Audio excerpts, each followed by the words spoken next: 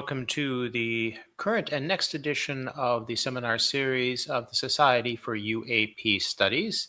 I'm your host, Dr. Douglas Giles. I am the Director of Education for the Society, and we welcome you to our ongoing seminar series that delves into research into unidentified anomalous phenomena, whatever they may be. Tonight, we have the fourth in our lecture series, which will be happening every 2 weeks, same night each week, Thursdays, 8 p.m. Central European time, which would be 2 p.m. Eastern time in the United States. Tonight, we are blessed with Maya Cowan, and her topic tonight will be Observing the Unknown, the Emerging Scientific Study of Unidentified Anomalous Phenomena. We're presenting this and distributing this free tonight, but please do become a member because the paywall will be going up soon. You can go to societyforuapstudies.org. No spaces, no underscores, just societyforuapstudies.org. And join us. The money that you spend with us, which is $6 a month or $60 for a year, goes to fund our research and other programs, such as this program tonight. Maya Cowan is a PhD candidate at the State University of New York at Binghamton, which is a very fine school.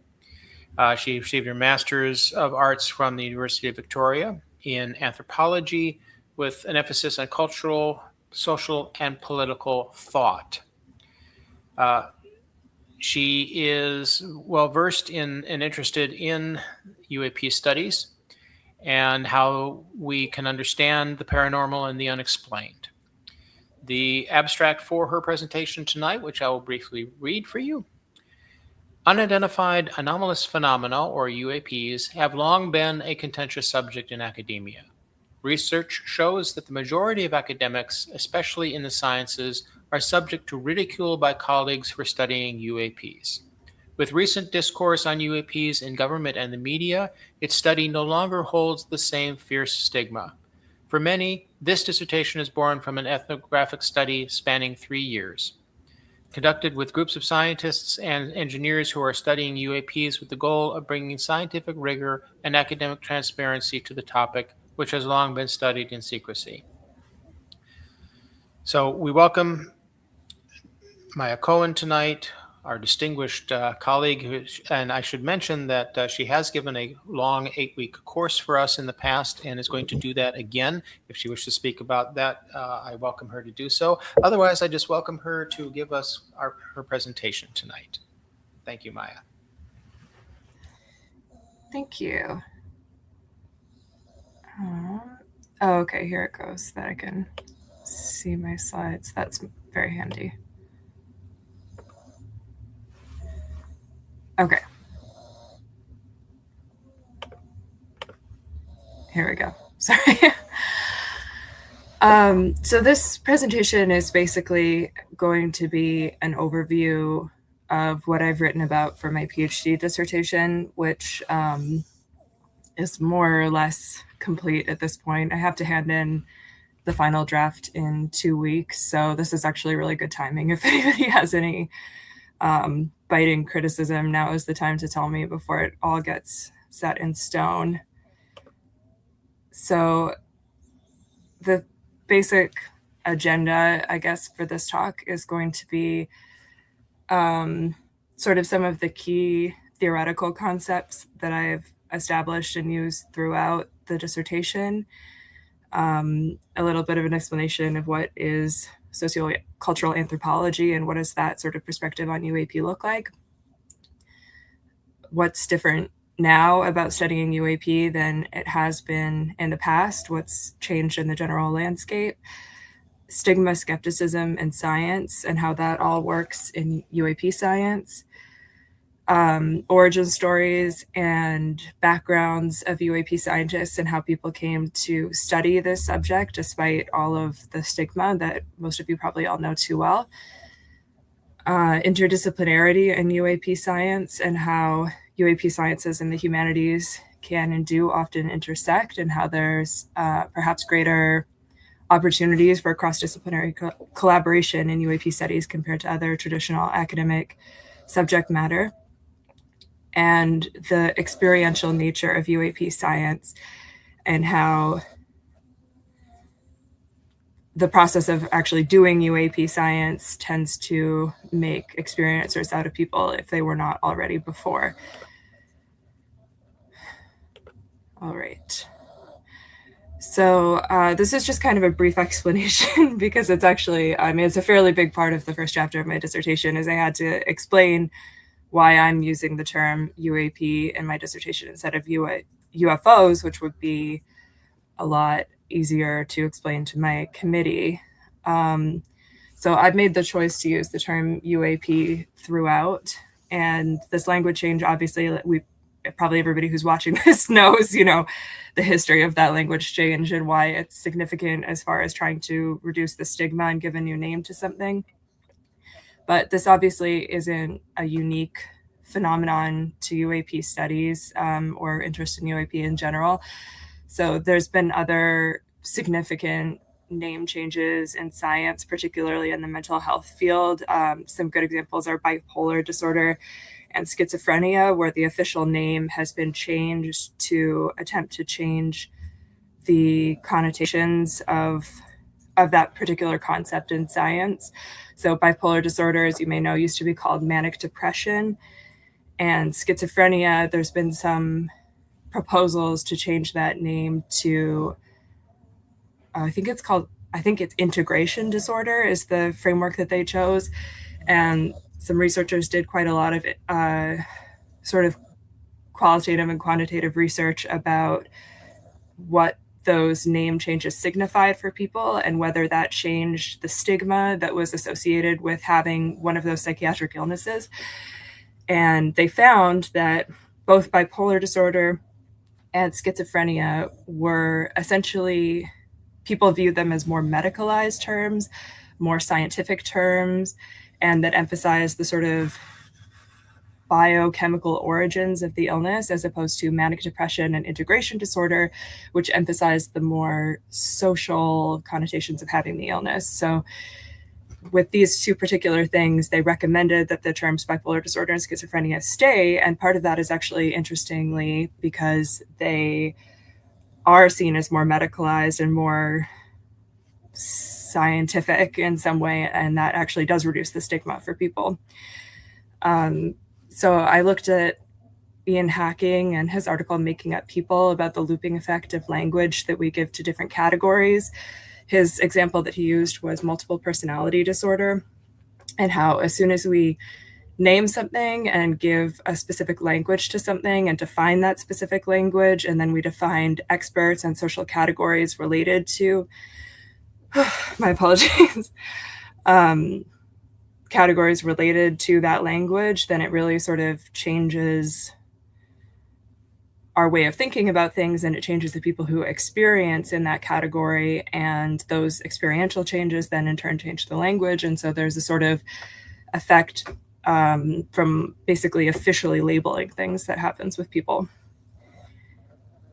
So changing from UFO to UAP has the potential to similarly define and affect UAP science as far as categorizing the object of study.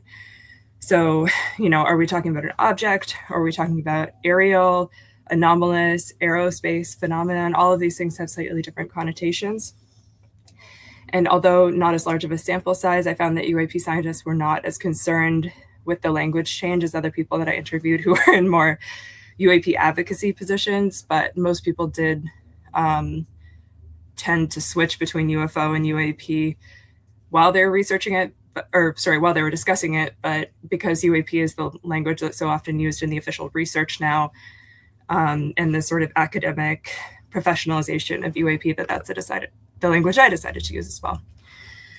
So who are UAP scientists? So this is kind of how I tried to broadly define my community of study for this research, which is something that we have to do in anthropology. If you're going to study a culture, you have to say, what is this culture and who belongs to it?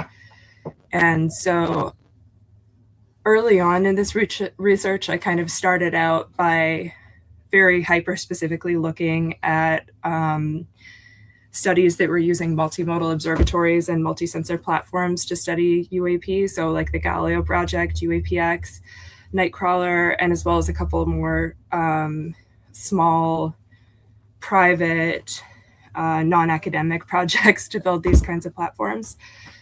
And also the material analysis, there's also the material analysis of UAP, case study determinations, looking at audiovisual analysis, that sort of thing, that all kind of fall under the broader category of UAP science, or you could say psychological research as well.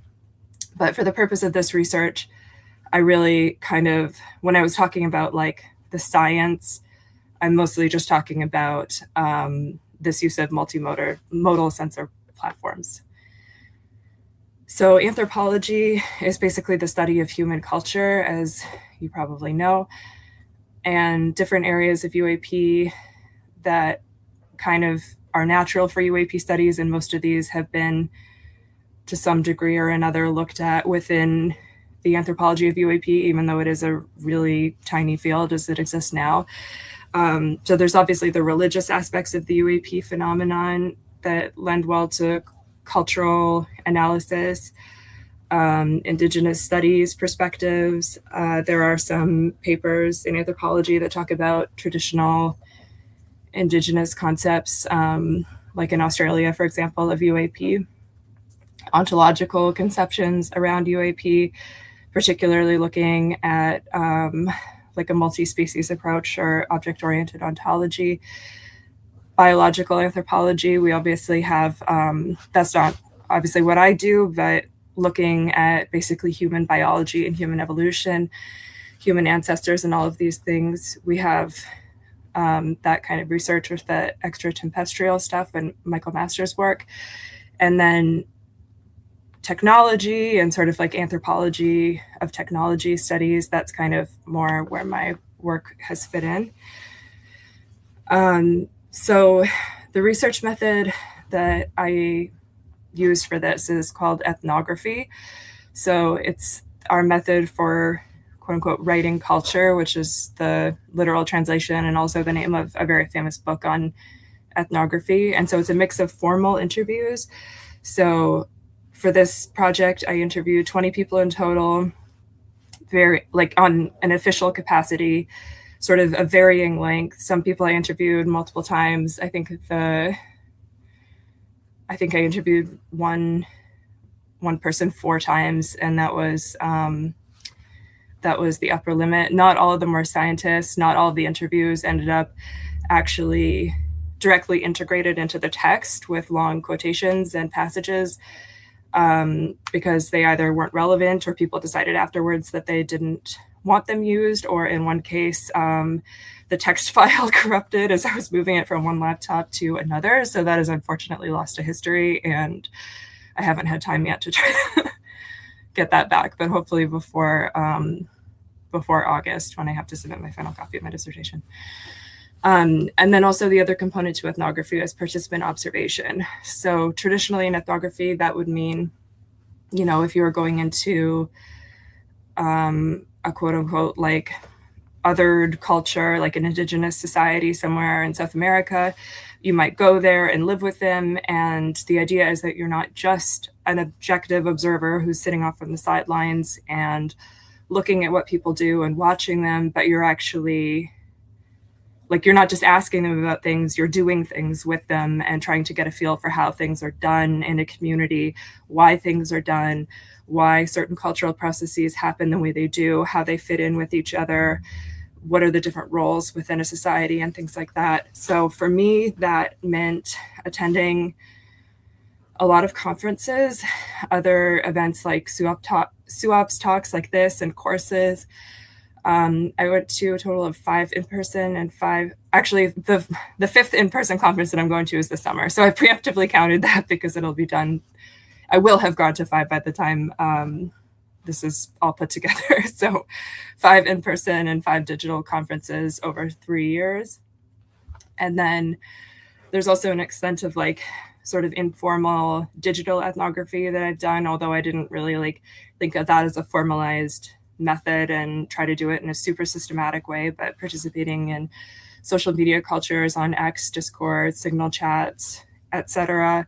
And then I also spent a fair bit of time on Long Island at Robert Moses State Park with Jerry and John Tedesco and the Nightcrawler. And I will talk about that a little bit more later.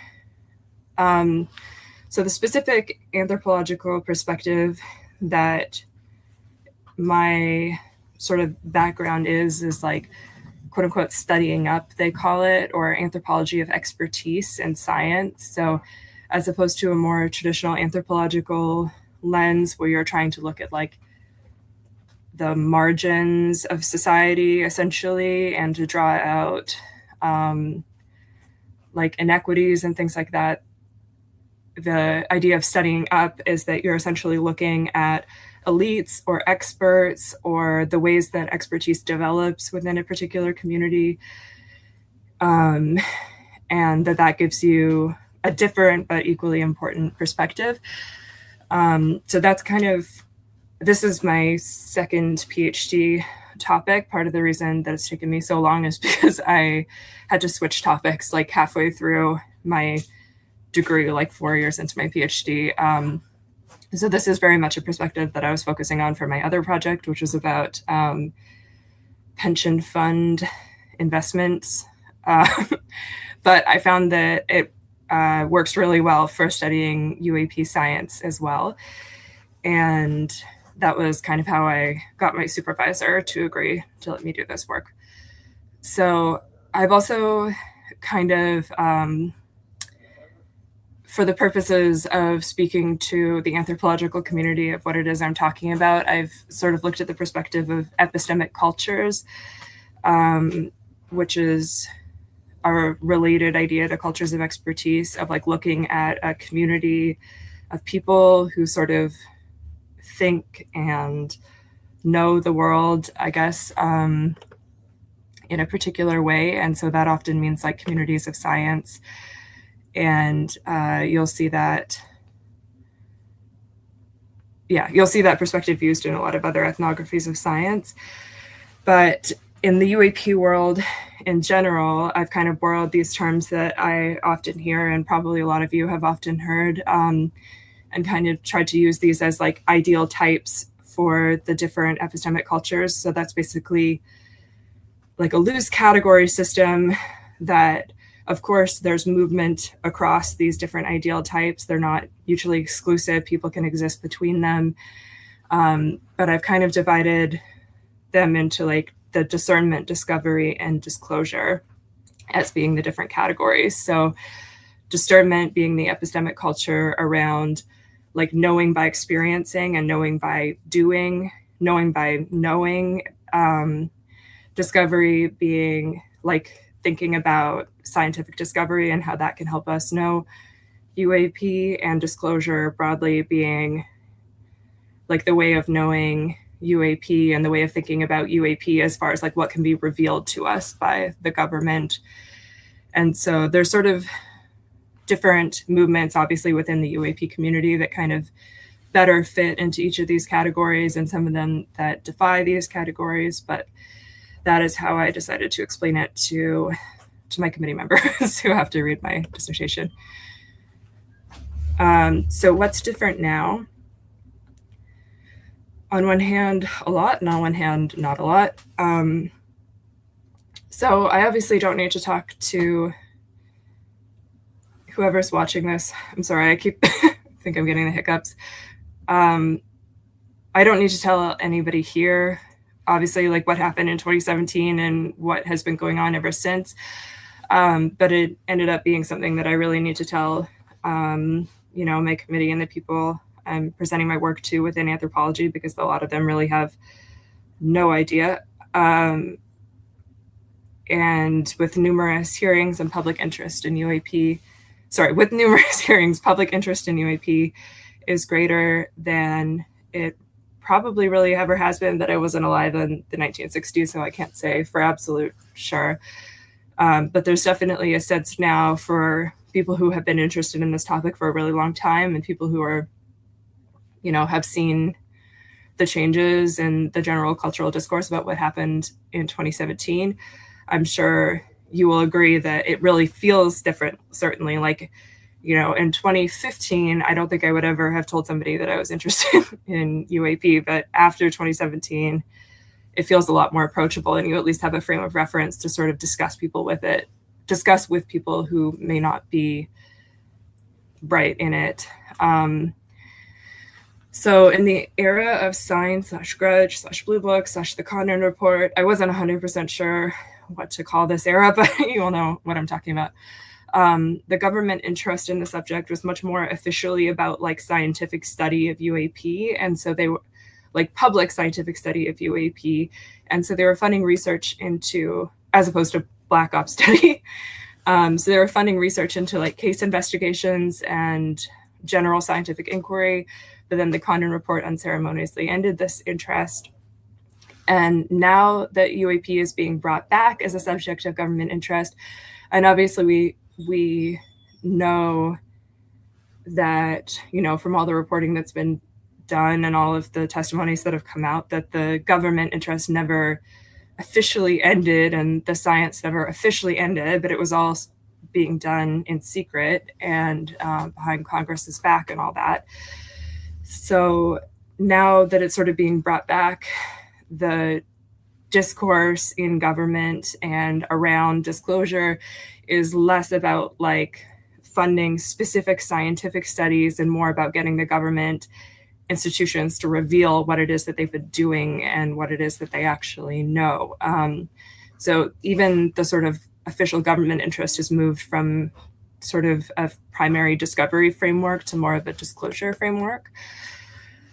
And so UAP science in the disclosure era, with this new government and public interest in discourse, this new era of science is actually, you know, in some ways it mirrors what was happening back then, but in other ways, this time it's more actually in mainstream academia because the government isn't, you know, obviously there have been like the NASA subcommittee and different things, but like for the most part, they're not like saying, okay, we're going to assemble all of the SUAPS people and give them a ton of money to study this. They're much more focused on like kind of revealing what they know or hiding what they know and sorting out the national security issue and stuff like that. So mainstream academia has kind of taken up that, well, maybe not mainstream academia, but academia has sort of taken up that mantle.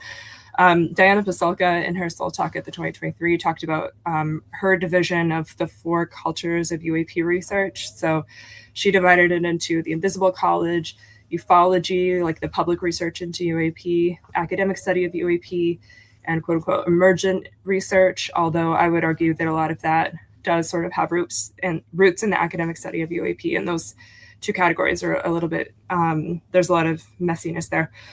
So by using her category system, certainly at least the academic study movement is helped along by disclosure. And there's even some hints that maybe this could lead, you know, to further legitimacy and funding for scientific study, at least at the state level through New Jersey, Connecticut, and Vermont that I'm aware of, at least the potential. And certainly there have been a lot of calls at the government level for scientists to take up and consider this problem. So we've also seen since 2017, many, many professional organizations that have sprung up with different sort of focuses and goals, but all generally the same spirit of bringing, sorry, I don't know what's going on in my kitchen. All the same sort of spirit of bringing like serious scientific or other academic perspectives to UAP. So specifically, you know, SUAPS, the Soul Foundation, the Visible College Project, Galileo Project, UAPX, and surely there's many more, but these were all institutions that people who I interviewed specifically had affiliations with. So these are the ones that came to mind. So also characteristic of this new academic study of UAP is a spirit of transparency. So part of what makes this era different in terms of disclosure versus discovery, government versus science, is the spirit of transparency. Kind of in both, in particular, just because for so long, for I don't even know what has it been, 70 years or something, everything has been so shrouded in secrecy, and much of the science that has been done during that period in invisible college traditions, there's little or no dissemination of knowledge or collaboration, across disciplines or anything, at least that's been visible to the public and that's been open for, like peer-reviewed papers for other scientists to read and critique and build on. So now people want to share their work in general, and that's something that came up a lot, is like the need to have, like academic journals, peer-reviewed publications, like good professional organizations and conferences and societies that allow for that sort of that conversation to happen, and to open up more channels for communication. And then also, people really want science to complement the other information that's coming out from the government to create a fuller picture of what's happening with UAP. So, there's a lot of, for example, like the multimodal observatory projects might look at what's come out of the government as far as like their official aero categories of shapes, or like the 5 or 6, I guess, depending on who you ask, observables, and all of that stuff. Sorry, I'm just looking at time. Okay, we're good.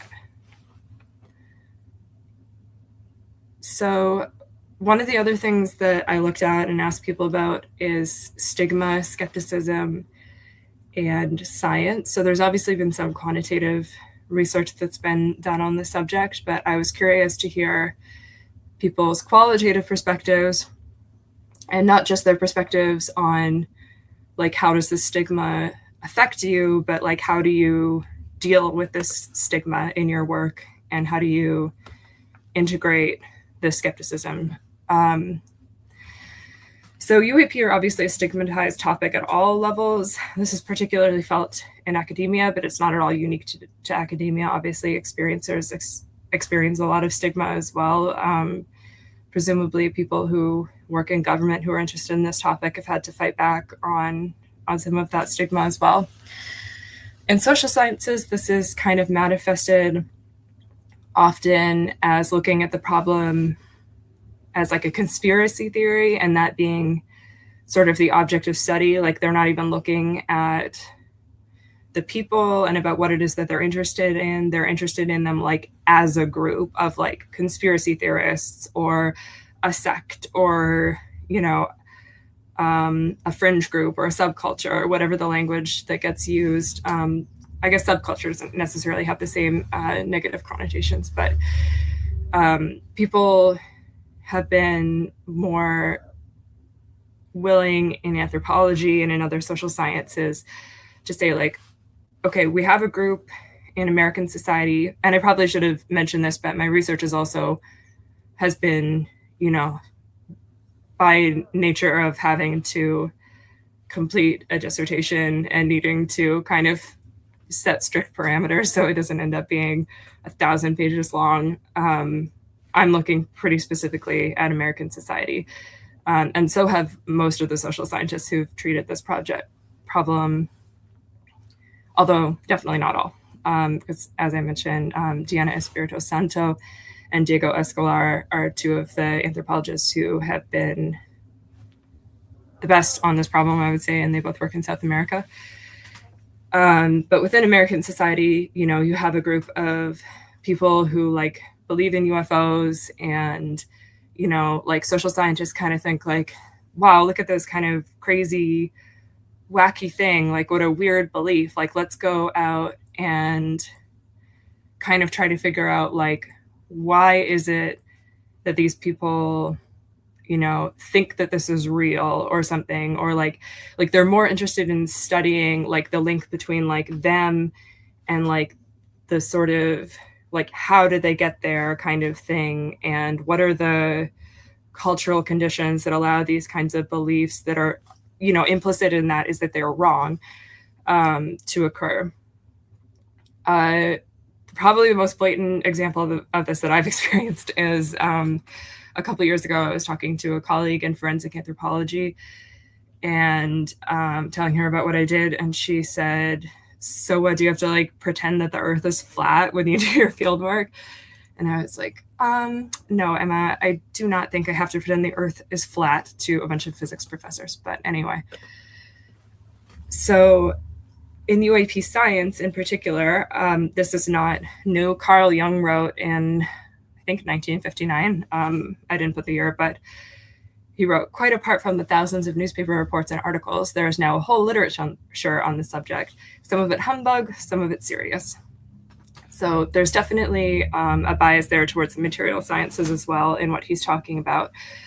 But within academia, and this is like quantitatively backed up, the stigma is definitely felt most acutely in the material sciences, with substantial numbers of faculty members saying that they would vote against a candidate for a job or for tenure or promotion based solely on their interest in UAP. Sometimes even if that person themselves thought that it was a worthy topic of study, they just couldn't get past that someone would actually be studying it. One person told me that in a promotion review process, none of the papers they'd written about UAP, even though they were published in respected journals and, peer reviewed and there was nothing wrong with them, they wouldn't be considered towards that general body of work that you need to submit for that process. And so I'm not by any means an expert on the processes of stigma or taboo psychologically or sociologically, but obviously stigma from anything is socially and emotionally detrimental. It's also could be like financially detrimental if you're going to lose your career from engaging in a topic. So this is a really serious hurdle, but it's also not new.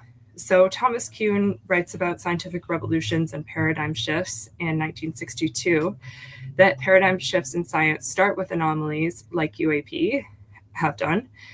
And following the discovery of anomalies and proposal of new models to explain them, there is quite often a period of ridicule or exile as the new model is still being proven and eventually will then become adopted as fact. So I have a couple of quotes here rather than just go over the examples with you. But I'm just going to try to drink some water really fast to hiccups.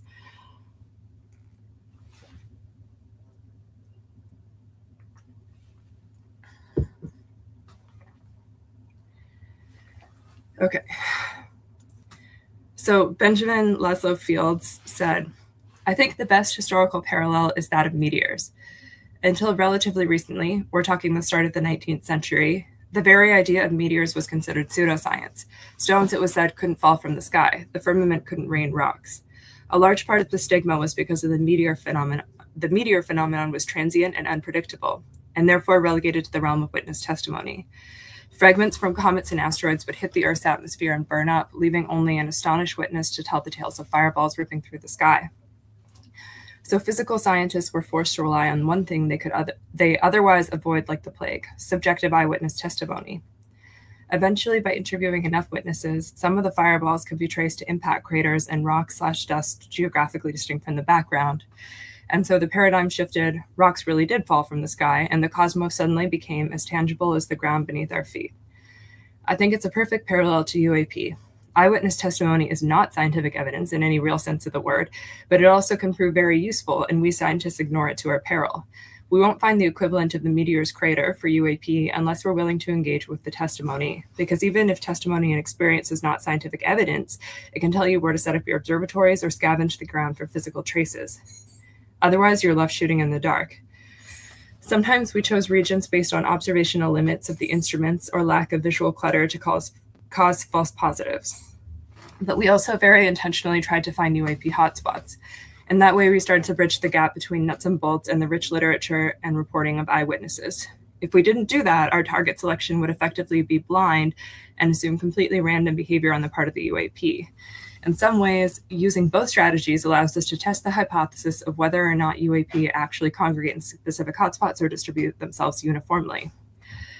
So letting the witness testimony inform the science allows us to directly test competing hypotheses about UAP and their true nature. Once again, eyewitness testimony isn't scientific evidence in and of itself, but it is our first step towards knowing where to search for it.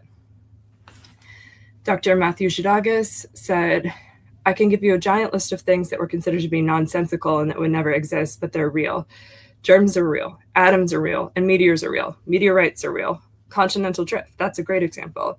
They ruined the guy's career, right? Like, this is a great example. Continental drift was disbelieved for a long time. I'm not a geologist. I don't remember his name. I've heard the story and I can't remember. I'm sad, but I don't remember his name. But I do know the story is really bad. They like beat up this poor guy and his reputation when he was right. Like, oh, look, South America and Africa, you know, kind of fit together. And so again, the conservatism of the scientific community has a purpose, which is we don't want wrong ideas to propagate, because we all know how easy, especially in the age of the internet, wrong ideas propagate. Sometimes it seems like they go faster than the speed of light, right? But here's the counter danger: missing major discoveries by being over conservative. And I think that's what's happening with UAP.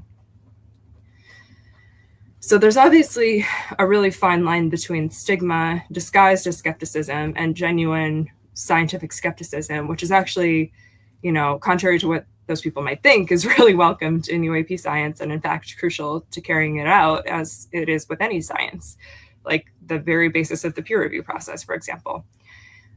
Most scientists I asked about this did make a distinguishment. They distinguished between skepticism, which is scientific, and debunking or denialism, which is unscientific. So this is a quote from Kevin Knuth on this topic, and he definitely wasn't the only one to say something. Actually, I think almost everyone I interviewed said something along these lines. The denialists, yeah. The difference is that you can easily see the difference when you consider a scientist who's honestly skeptically, you know, looking at the problem, from somebody who's more a denialist, trying to show they're usually, I mean, one of the differences between science and pseudoscience. Pseudoscience, you're trying to prove a hypothesis, right? And in science, you're usually trying to rule out hypotheses, right? That's not exactly how it works, because you end up, you know, calculating probabilities of hypotheses and choosing the most probable one, but that's more fair than just trying to prove a specific hypothesis. And denialists are trying to prove a specific hypothesis. They're trying to prove that that thing was a seagull or that thing was not interesting, right? And that's different. To do that, they often have to not look at some aspect of the data you have. They're basically cherry picking the data, and they're looking at certain aspects of the data. So when someone says the object that flew over the airport in Aguadilla was a Chinese lantern, they're forgetting the part where it goes underwater and comes back out, and then goes underwater and comes back. Chinese lanterns don't do that. So you can't claim it was a Chinese lantern by looking at a piece of the data.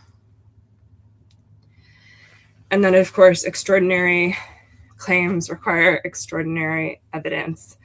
Mainstay of the debunking or denialism community, which a number of people that I interviewed also brought up, you know, and countered that in their interviews as well. So, I mean, the biggest problem with that is that UAP science is not making extraordinary claims or trying to work with extraordinary evidence. In fact, the standards for UAP science within the sort of epistemic culture of discovery are the same as for any scientist.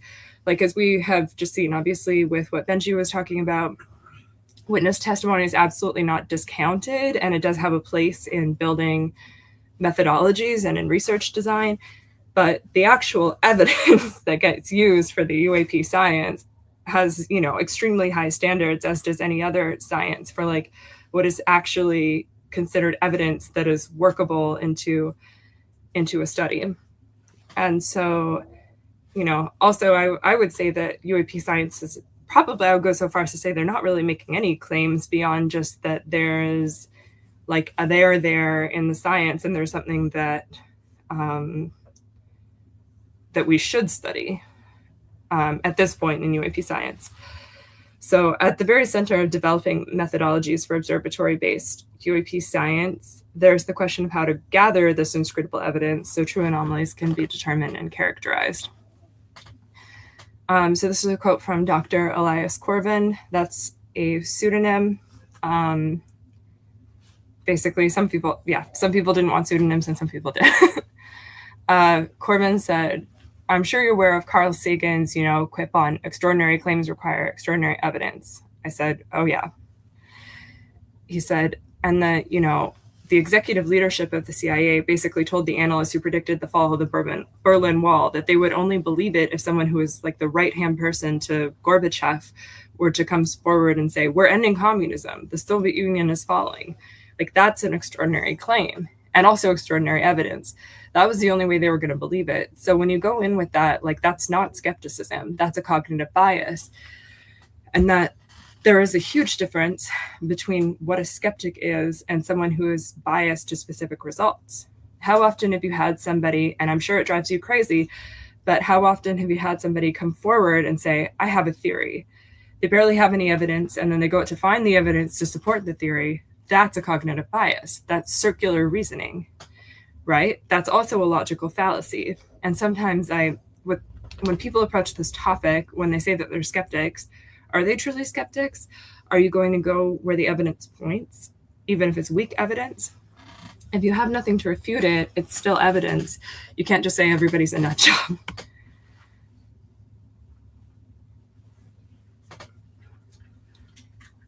So obviously there are also methodological challenges that come from, exactly what people are trying to criticize UAP science for doing, which it isn't doing, which is like, they'll say that just anything that comes up, any video, any old tweet, is going to be evidence. But as we've already said, it's definitely not. And there's definitely really high standards, and that presents major challenges, especially for UAP study, because their appearances are like random, idiosyncratic to sometimes even a particular individual who sees something versus another individual.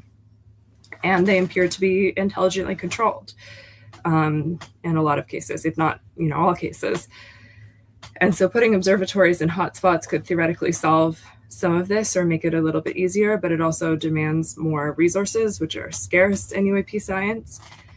And in order to determine true anomalies, scientists must first determine all of the objects and phenomena in the sky that are prosaic. So that comes to the Galileo Project's general sort of outline of steps for their research, which is extremely rigorous. And, if you read that paper, it's not limited to these little bullet points. Each of these has a couple pages of writing pretty much about justification for these different steps. But first, in order to even, gather this evidence, you need to perform a census of aerial phenomena, validate the census data, categorize phenomena in the census, identify statistical outliers, identify corroborated outliers, reject outliers using known performance envelopes, perform targeted follow-up observations, share results for independent corroboration, and formulate and test hypotheses. So this is, contrary to what the skeptics say, and I know I keep saying this is like the real process for UAP science, even just for gathering what's considered good enough evidence to work with. So here's Dr. Kevin Knuth again. Said, I think what we're trying to do with UAPX and, UAPX collaboration, and also, very similar to what the Galileo Project is just doing, you have to use multiple instruments, right? Multiple observation points, and you look at the object with multiple modalities. In astronomy, we call it multi-messenger astronomy, where you use many different instruments to study the object, and then it's much less probable that, if you do see anything that's unusual, that it's a mistake, because you recorded from multiple modalities, from multiple observing points, and so that helps. That verifies the data that you have is valid and reasonable. But the other thing you have to do then is you have to characterize the other things that you see. The prosaic things you have to identify. You have to know what a bird looks like. You know what a seagull looks like. Apparently Navy pilots don't, according to McWest, but I'm going to think that a Navy pilot would know what that looks like. So yeah, you need to know what the other objects look like. And that's what first when Matthew Zhaudakis realized that the light we saw in our Catalina expedition, the first thing that was shown in the tear in the sky, when he realized it was the space station, that he was able to verify it. Sorry. We wanted that in the paper because, and the reviewer for the paper said, well, it's not just the science station it's just the science station. That's not interesting. You probably shouldn't put that in the paper. And we were like, no, that's important to put in the paper, because if you because we have to be able to show that we can identify things. We're actually capable of identifying things so interesting. So we're capable of ruling things out. And I think that was an important feature as well, right?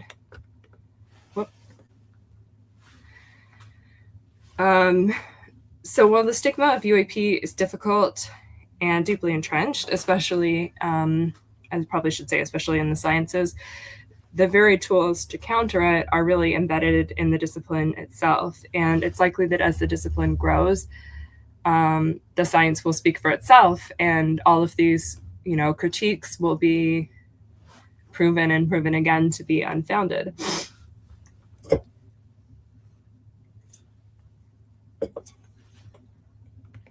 I thought I had one more slide here, but I guess I didn't.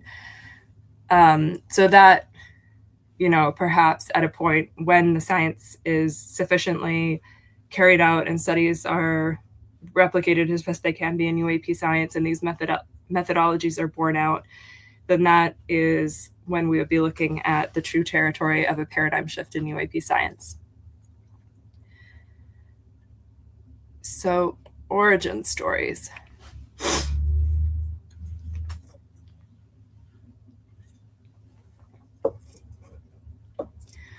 So really precisely because the state of stigma in UAP science is so high that it's frankly risky to study UAP. It's obvious that people who are going into it have some passion for the subject if they're willing to risk that. So I wanted to know why. And this is part of what makes this project, I guess, somewhat autoethnographic for me, is because technically speaking, I am also someone who has been long interested in UAP stuff. And then eventually I was just like, you know what, I guess I could make, what I'm doing in academia could be a vehicle for this interest. So let me just see if I can go for it. And it seems like that's what a lot of other people have done as well.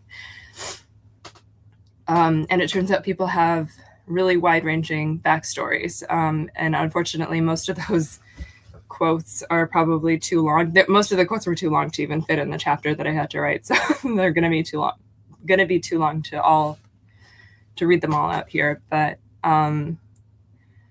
okay, so how do people get interested in UAP science? Whoops. Okay, so in the sort of social sciences, or I guess humanities literature from UAP so far, there have been Diana Pasulka and Jeffrey Kripal both written about how people become interested in UAP. Diana Pasulka uses the term book encounter, which I understand is maybe like a deeper religious studies term, but in UAP, it would be to describe when people find a book that they connect with and it draws them into the subject. Jeffrey Kripal uses the term the flip to describe when scientists have a moment that allows them to start thinking in a way that fuses scientific and religious possibilities. So actually, interestingly, most of the people that I interviewed, maybe in their own concept, like with those terms in their head, they would describe a time that was like a flip or a book encounter to them, to me. But most people actually just gave a very open-ended answer when I asked them, like, what got you interested in this subject? That didn't, except for one person who specifically actually did use the term book encounter when I asked him that. Most people actually described like a very long history of being interested in the subject rather than one specific moment. But a sort of long, slow flip in the subject is described by J. Allen Hynek, actually, in the Hynek UFO report. So he wrote, I had started out as an outright debunker, taking great joy in cracking what seemed to be, at first, a puzzling case. I was the archenemy of those flying saucer groups and enthusiasts who very dearly wanted UFOs to be interplanetary. My own knowledge of these groups came almost entirely from what I had heard from Blue Book personnel.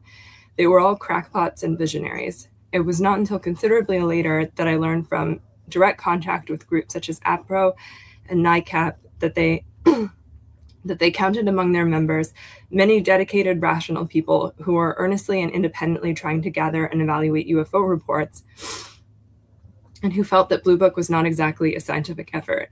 As time went on and reports accumulated so that my database was far more extensive than it had been in Project Sign days, I came to realize that inherent in the better UFO reports, there was much more than had fooled the eye or deluded the fool. There was a phenomenon consisting of new empirical observations that demanded far more serious attention than Blue Book was giving it. It was useless to remonstrate with the staff of Blue Book. It would have been a clear-cut case of fighting City Hall. Oh, my apologies. I feel like I'm all of a sudden just losing my voice in the middle of this talk. I will soldier on, but if I sound weird, that is why. I had my tonsils out a month ago, and this is the longest I've talked, so that's probably why. Native epistemologies of UAP.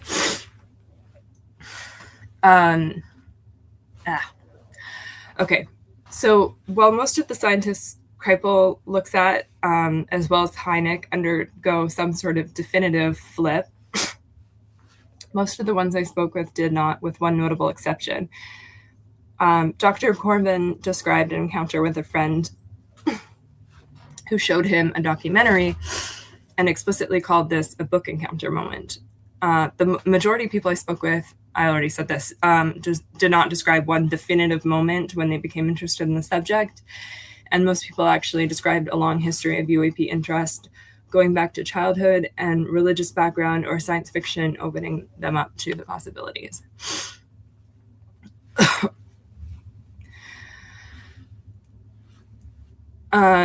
So interest in science fiction was very high among the people that I interest. I think nearly every single person said that their interest in UAP was preceded by a long-standing, since childhood interest in science fiction.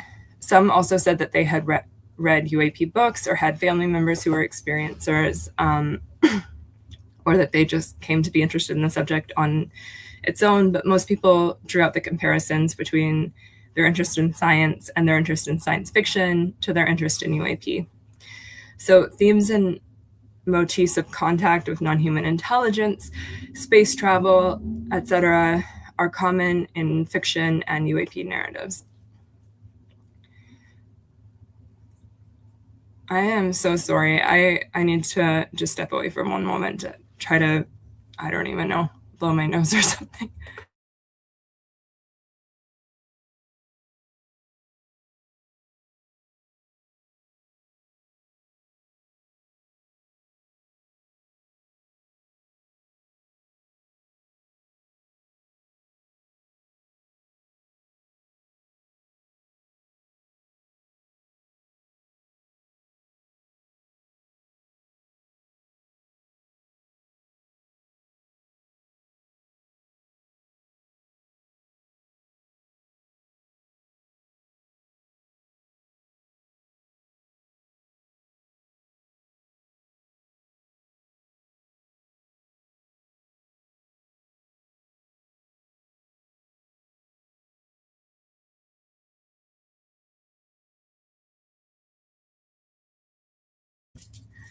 Ugh.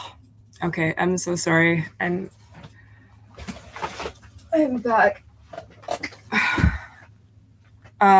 Okay. So science fiction, it seems self-evident, but I ended up doing some reading about this, so I thought I would share it anyway. That it's kind of broadly defined as anything that relates to the concepts of science and technology to fiction. It can use existing scientific principles, imagine new ones, or both. And it can be used to explore, or it is often used to explore futurisms, both utopic and dystopic, and those sorts of possibilities that could be mediated through technology. Science fiction also is, there's a long history of science fiction inspiring new science as writers imagine things that inspires their inevitable invention. So the film A Trip to the Moon was in 1902, so that would be 67 years before the official, before that came true.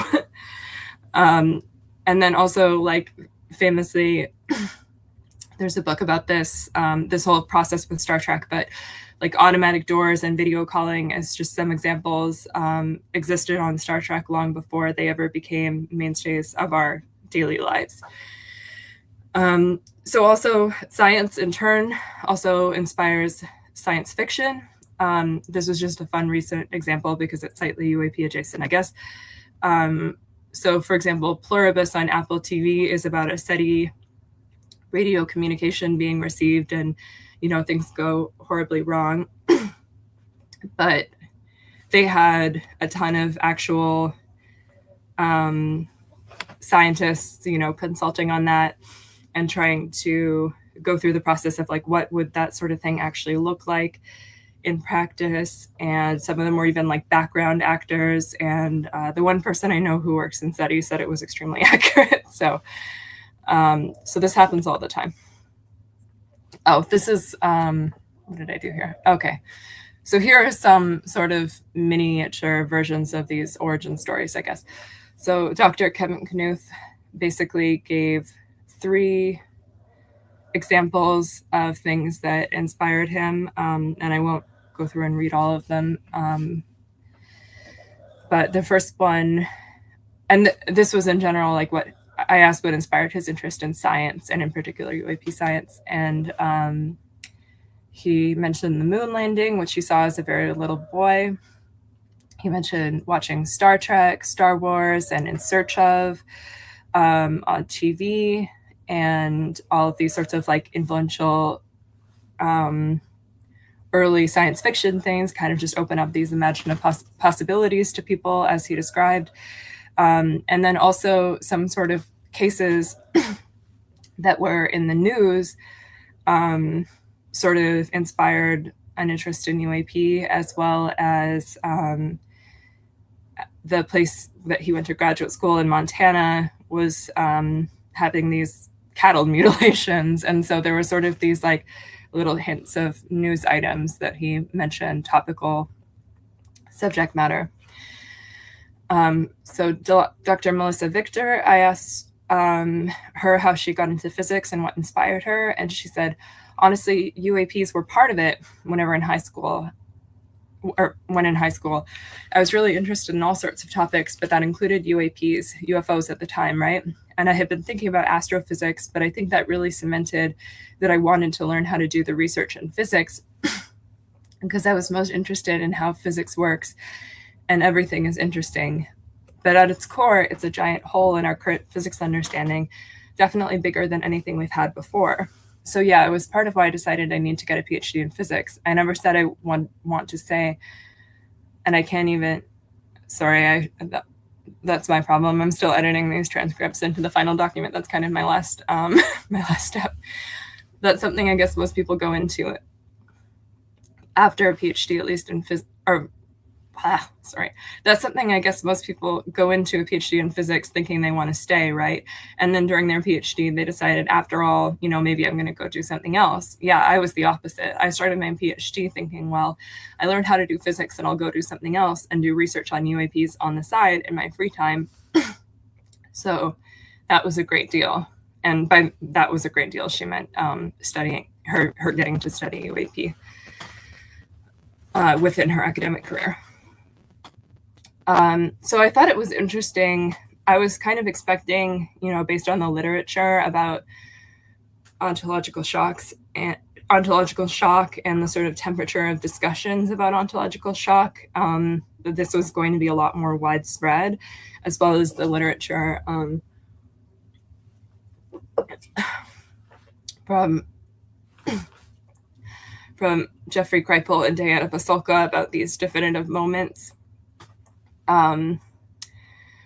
That people would be describing. When I asked them about it, they would say, oh yeah, there's definitely this big grand moment when my whole perspective shifts, but there was very few of these.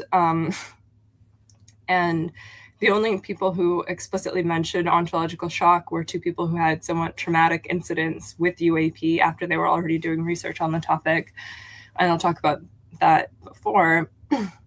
But they had no ontological shock about their interest in the subject in general and about doing the research.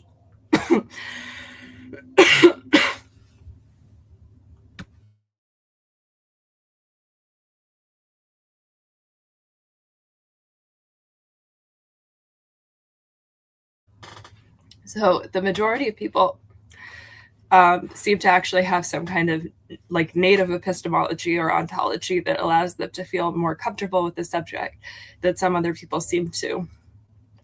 And science and science fiction, my argument, may offer a sort of ontological inoculation to the possibilities of UAP, because people really did describe their interest in science fiction and in UAP and in science in general as being very intertwined.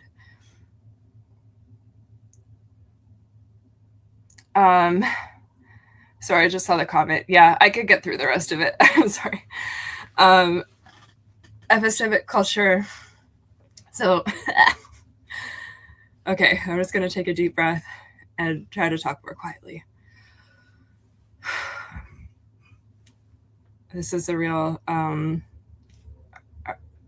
test of my tonsil surgeon's skill, I think.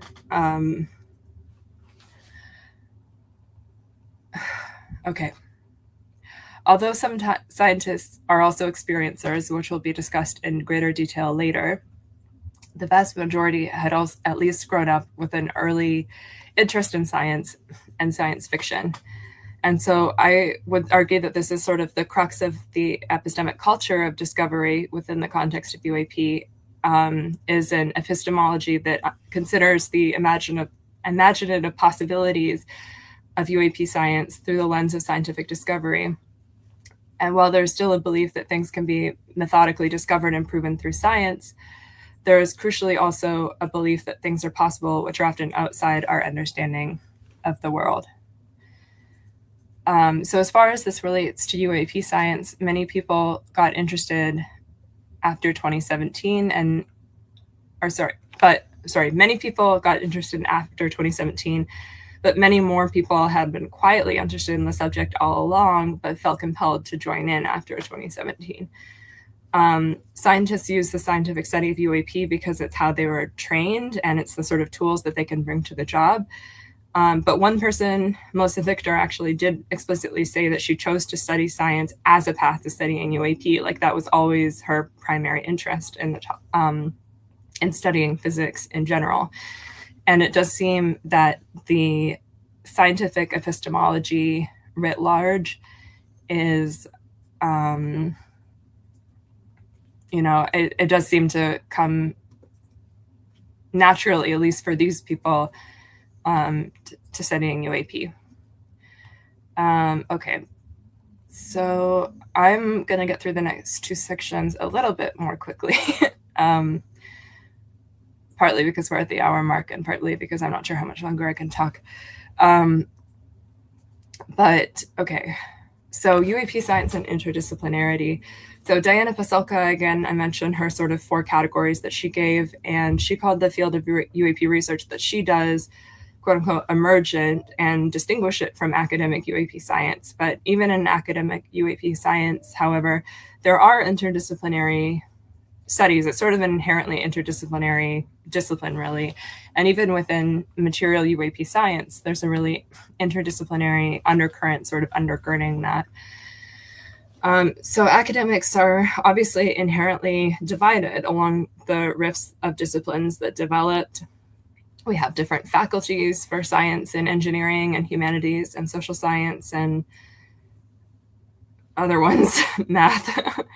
But even anthropology and sociology, which, everyone thinks these are the same disciplines, but they have really different core principles and methodologies that make really similar work in both fields, in some ways actually fundamentally quite different, and they're coming from really different places. So objects of study in UAP, there's obviously each discipline has its sort of traditional focus and its traditional field of study and its traditional methodologies for doing that sort of study. And pretty much every academic discipline, and I kind of just challenged myself to, actually what I did is I went through my bibliography and some conference programs of conferences that I've been to and looked at the different fields that people were in and the different ways that they had chosen to study UAP through their disciplinary lens. And it makes, it makes sense. These are all extremely important and valid perspectives on studying UAP, like phenomenology and hyperobject research and philosophy.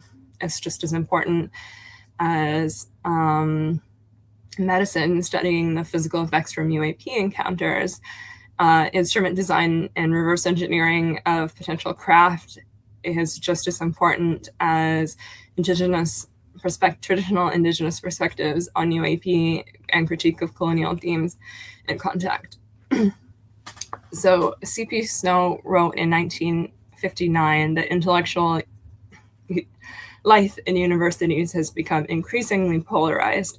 Obviously, if you look back at the history of academia, these things were not necessarily so separate. Like, famous example is that Isaac Newton, was like discovered gravity, but then he also like dedicated most of his time to doing alchemy in the lab. A lot of these, early scientific figures were also deeply and, studying literature and religion. But in modern and postmodern academic times, you have sort of on one pole the literary intellectuals in the academy, and C.P. Snow was writing specifically about, I think it was Oxford, but maybe it was Cambridge. And then on the other hand, you have material scientists, and by virtue of division within the academy, these two poles have become basically mutually unintelligible to each other, which at one point in academia would not have been the case. And this is kind of due to the gradual entrenchments in academia between humanities and science, and, each of their, sort of increasing and reabetting their focus as being like fundamentally different. So the two cultures in UAP studies sort of manifest as the division between religious study of UAP and material study of UAP on one side. Diana Espirito Santo and Alejandro Vergara describe that difference as between the quote-unquote nuts and bolts of UAP and the internal or embodied study of UAP. And I think in the same text, Strieber and Kreipel call it the difference between reductive comparison and religious comparison. But even calling nuts and bolts reductive, a study of UAP, sort of implies that material science is insufficient to studying the problem, and in some ways it is. And then, mostly in participatory research and online communities, I've also, heard members of humanities complaining that their research is not taken seriously by material scientists. And to some extent, this is probably true, but then also in some ways it's not. It's just being manifested in like the ways that we study and publish in academia, because they're so entrenched in these two cultures. So UAP science inherently crosses these boundaries.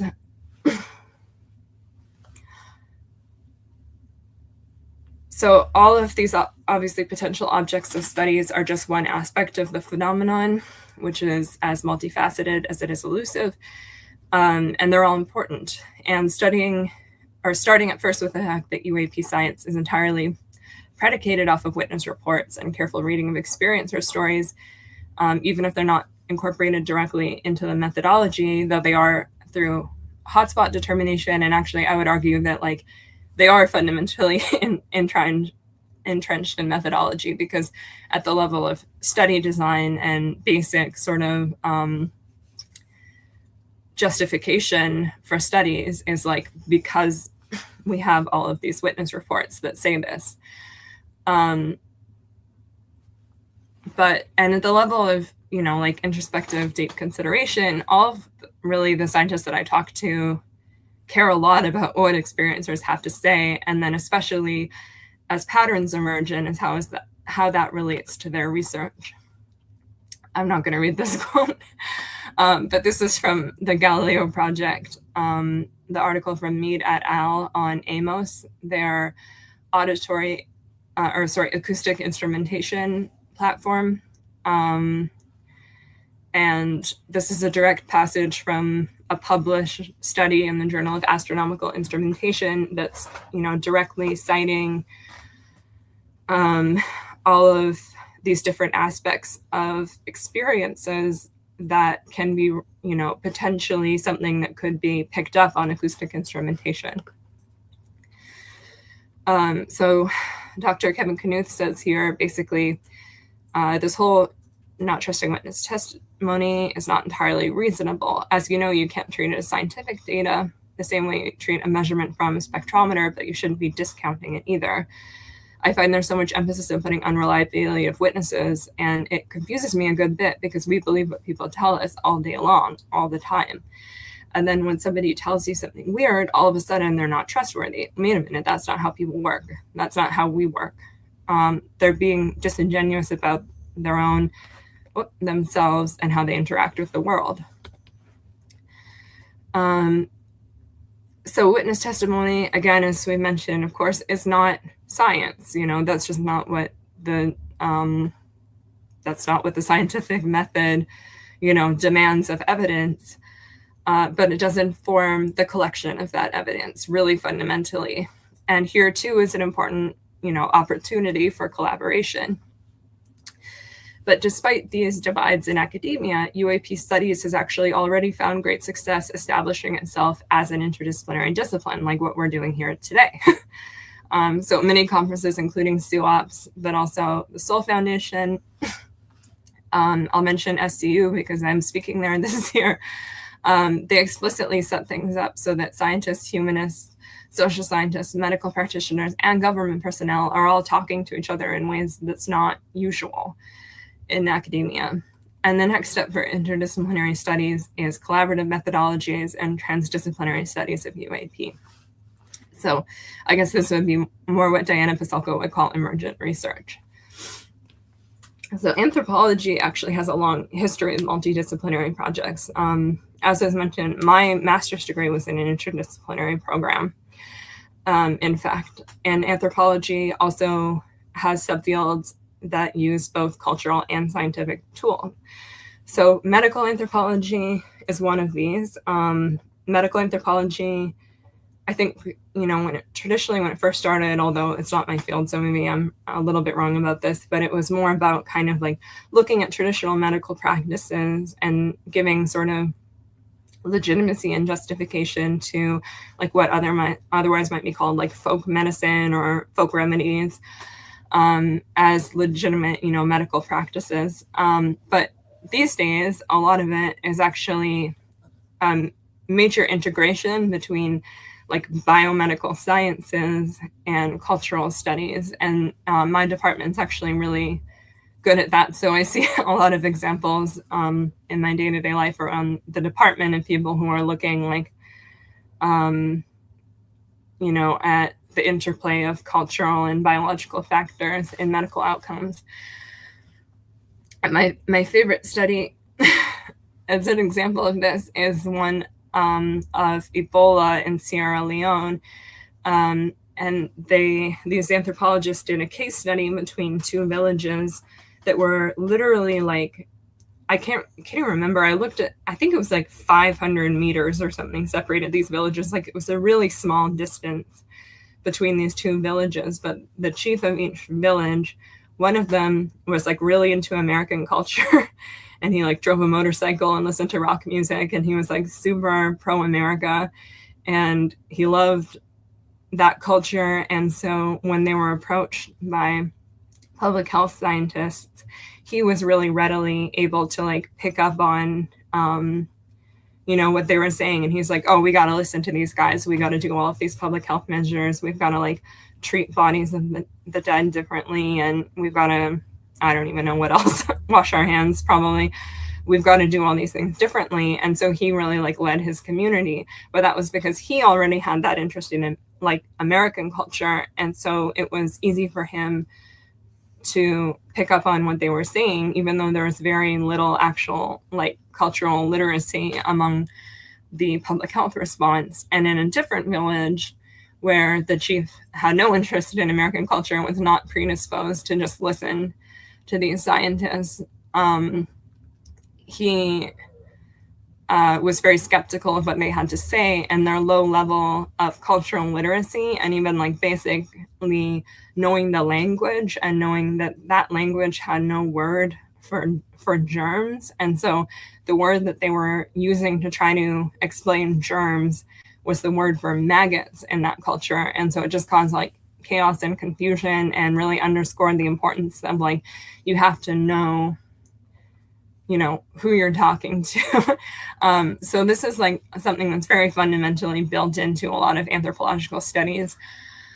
William Doohan already did something like this in 2006, using tools from cognitive anthropology, which is sort of an interdisciplinary study within anthropology that takes into account like, you know, scientific facts, scientific aspects of like human cognition when looking at cultural processes and folklore studies, and to look at UAP experiences. So my favorite model of collaborative anthropology is the Matsutake Worlds Research Group. If you are anything anthropology adjacent, you may have heard of Anna Singh or Michael Hathaway and their books about the Matsutake mushroom. This is sometimes called like a multi-species approach to ethnography. I'm sorry.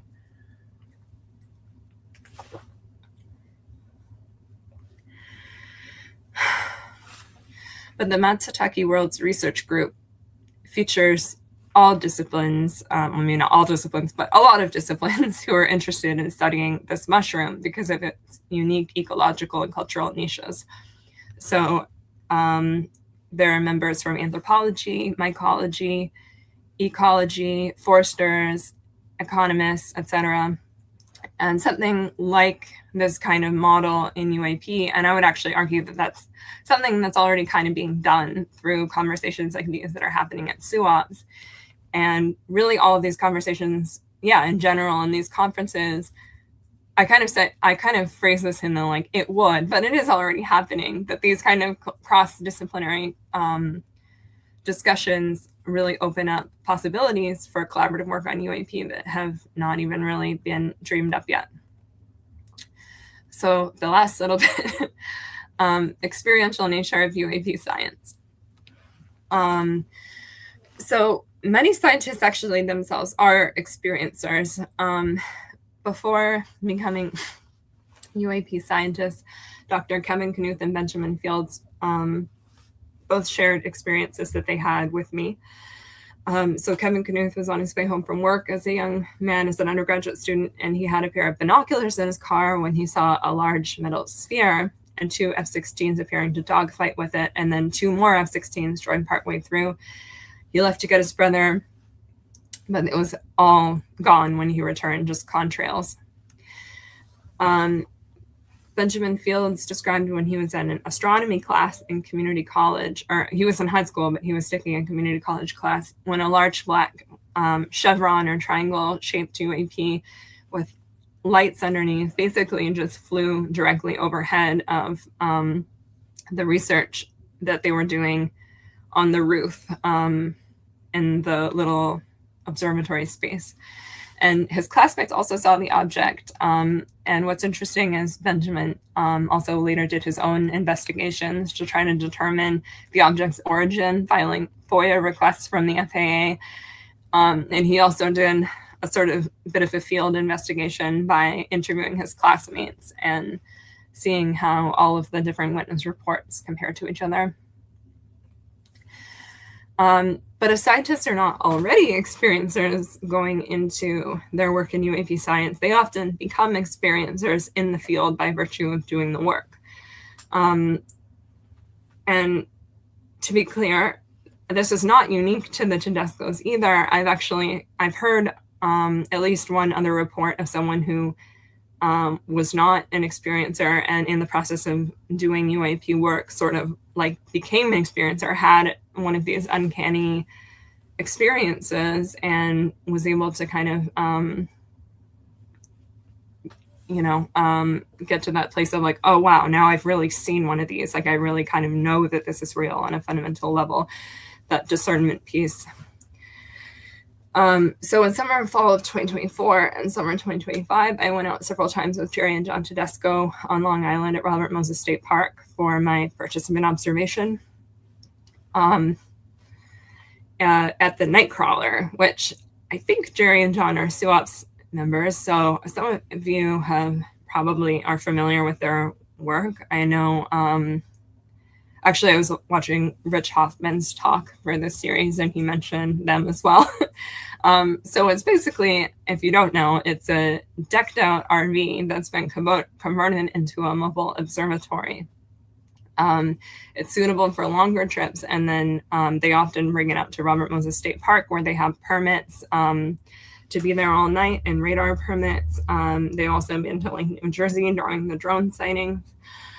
And the entire process of going out and being in the field really is sensory in itself. And there's a mood and an atmosphere, a vibe, and excitement to doing this kind of field work that's, that doesn't translate to the science and the publications, but it's really important. It creates an opportunity for human experiences as well as scientific data collection. I'm going to skip this part. So, as I mentioned before, talking about sort of what surprised me about scientists, the way they told their origin stories, Jerry and John have, there's people who, like the other people I mentioned, it's very common. They had long been interested in UAP since childhood through science fiction and general interest in the topic. But they did describe one particular moment to me as like ontological shock. And it's an encounter that appears a little bit in their book. I think they've talked about it elsewhere as well. But so while they were already like firm, believers and even like doing research into the subject by themselves, even experiencers, because they had seen a lot of strange and uncanny things.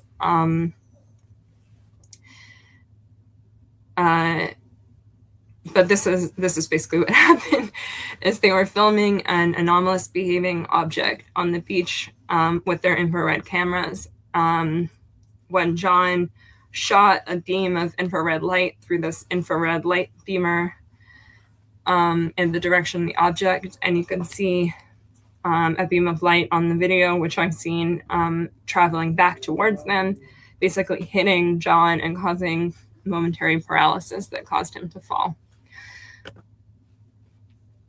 And then one encounter that I was a part of, which was interesting. So this happened in the wee hours of August 11th, 2024, which was the first time that I ever went out with John and Jerry. There was a woman, Allison, there with a pseudonym, who was a psychic, and she had a process involving sensory deprivation. Like she would wear a heavy blindfold and noise canceling headphones and like essentially channel into writing. And she wanted to try doing this on the beach while everything was recording, but she was a little nervous going down there by herself. So I kind of went with her, but like kept my distance. So I was also visible on the cameras, but I could watch her without being like in her way. And so we were down there for, I don't know, maybe like 15 minutes, 20 minutes or something. And all of a sudden she like shot up, and I started walking over towards her, and she said that like all of a sudden she was just overcome with the feeling of anxiety and dread, and she just wanted to get out of there. But what was interesting, and we were kind of talking about it when we walked back, and then we saw Jerry and John were standing there, and there had been something really strange that happened on the equipment that we obviously weren't aware of, and they weren't aware of what had happened on the beach. But like literally moments after she stood up, there was like a large flash of infrared light that seemed to come towards the cameras, and then they all shut off.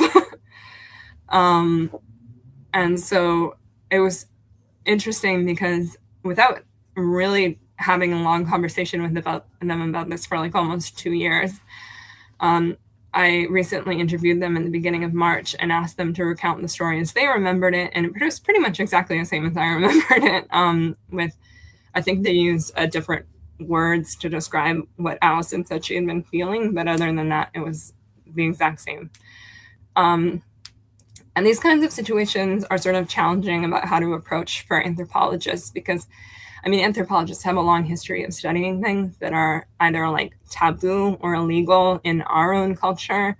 And thus there's sort of the challenging decision on whether to participate in that sort of participant observation in the first place. And then two that are like really far outside the ontological understanding of our readers or even of ourselves. Diego Escolar wrote about an encounter that he had he's an anthropologist, obviously, near San Juan, Argentina. And he discussed the cultural taboo on reporting such experiences. Because the thing is, most of these experiences are not reported in anthropological texts. He wrote, the taboo includes narrating field experiences extremely disruptive to a researcher's own frames of reality. They are rejected as possibilities both by the scientific community as well as in most of the social spheres within which the scientific community develops. Such experiences, in spite of all efforts of reflexivity, may be too big to be treated as mere cultural construction or social practice. And so that's basically what I've talked about. Like that was when I read this article, actually, like I first read it just after this had happened, and I was like, oh my God, that's what happened with me. And so I have decided to obviously report it, but it's challenging because it sort of challenges the role of an anthropologist in the field and our sort of disciplinary conceptions of what it is that we do. You know, there's an idea even with participant observation that anthropologists will become a sort of neutral observer to a culture. But to participate in that culture is also fundamental to ethnographic research practices. And so there's sort of a challenge in anthropology to have like 1 foot in, 1 foot out, like the emic or insider and etic or outsider perspective on a culture. And it's also the same challenges in a way that scientists face when doing research into UAP, because it really confronts you when you have these experiences that people are not neutral observers, and being in the midst of something is inherently experiential and has the potential to change someone in the way that any other experience has. Sorry, I can see your messages in the chat. I can finish. So, okay, no, wait. Oh, here we go. But scientists are not neutral observers anyway. Karen Norsetina writes that all science is mediated through human senses and human cognition. And from Donna Haraway, we are all cyborgs. All technology has become an extension of the human being. And we see examples of this in our own life all the time. Medical devices like these glasses become part of us and how we interact with the world. Tonsil surgery alters your ability to speak for more than 45 minutes. AI assistants do our bidding. Scientific instruments in the field of studying UAP are extensions of our senses at the same time as they are collecting the subjective scientific data. So even in the case of like the work that the Tedescos are doing and other people's work surely as well, like infrared cameras and ultrasensitive microphones allow us to see and hear the anomalous beyond our ordinary capabilities. So in a way, it also extends our ability to experience. And this is the quote that I wanted to end on. So I'm going to go ahead and read it. So this is from an interview, again, that I did in March with Jerry and John, as well as Dr. Alan Marks, who is a high-level law enforcement official and PhD who goes out very frequently with Jerry and John in the field. And I've been out there with him in the field at the same time as them a couple of times, so I wanted him to be part of the conversation. And Mark says, if I may, I would just like to say that one of the things, because you were talking about what it is you find about going out there, it's the discovery. It's so indicative to want to go out and search and find and understand the reality around us. And I'm thoroughly in that camp of someone who wants to learn, wants to study, and wants to carefully be able to contribute to the knowledge that humanity has about the reality we live in. And I would say in terms of going out there and doing that field work, it's experimental design. My mind is constantly thinking how we can better show what it is we are experiencing out there. And an example would be the body-worn camera I talked about with John and Jerry.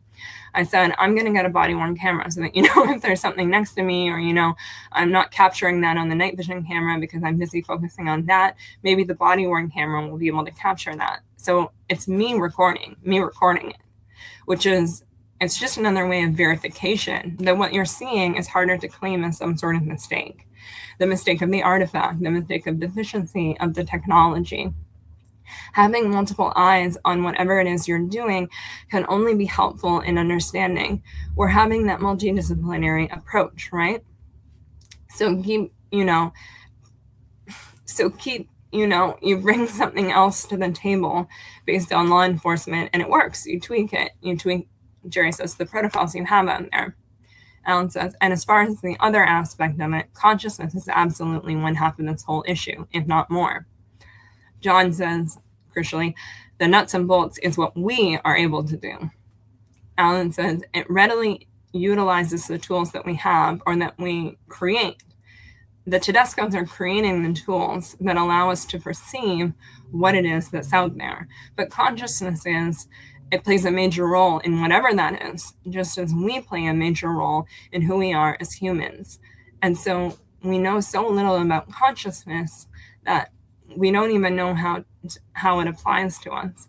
We can only theorize. How can we say how it applies to NHI? So I don't think we're not at a point yet where our science is up to speed to handle examining or measuring consciousness. We can only sort of look at objects and think that they have intelligent design and intelligent actions, but we don't know much more than that. I don't know. What do I know? I'm just a cop. And I thought that quote was very perfect to end on because what he says here is basically what I was trying to capture, and that these tools and UAP science in general it's trying to bring a scientific perspective on something that is inherently experiential, and those two things can't often be broken apart. And furthermore, while science can be one half of what we're looking at, it also really relies, as Alan pointed out, on our understanding of consciousness, and perhaps the best way we have of doing that right now is the humanities. So basically, in conclusion, UAP continues to be a fascinating subject in many ways that defies disciplinary boundaries, but is certainly also subject at the moment to some really cool advances in science. Okay, thank you. There's not a comma in my email address. Oh, Maya, thank you. First off, thank you so much for that wonderful presentation. And I think I speak for everyone who has witnessed you, which is well over 100 people. Thank you for being brave and soldiering through with your voice problems. You have our absolute sympathy. I was at a conference one and had a horrible coughing fit in the middle of presenting my paper, so I know what that's like. Given that we are well past the hour and a half mark, I'm wondering, I would like to offer to you and to our audience, maybe we could do a follow-up interview with the various questions that our audience has had and that I have had, and I know Mike would probably have some questions too. Maybe we could tape that and do an interview another time when your voice is a little better. Yeah, maybe that would be better. I don't know. Yeah. Yeah. This is a real experiment. I didn't think that I don't know. I could feel something weird going on where my tonsils used to be. I had mine out when I was 3, so all I remember were the awful pains afterwards. That's all I Yeah. remember.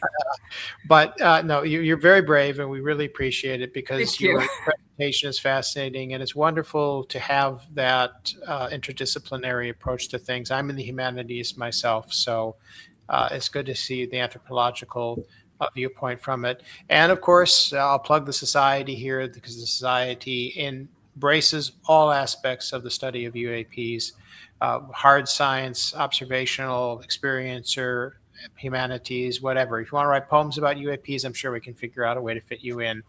But anyway, thank you very, very much, Maya.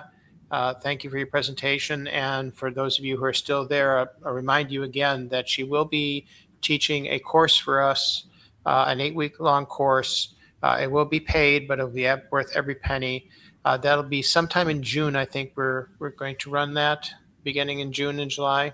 Yes, excellent. Yeah. So please look for that. We will join our mailing list. Go to societyforuapstudies.org, sign up for our mailing list, and support us with a membership. As the thing, the ticker on the bottom here shows you, just follow the link,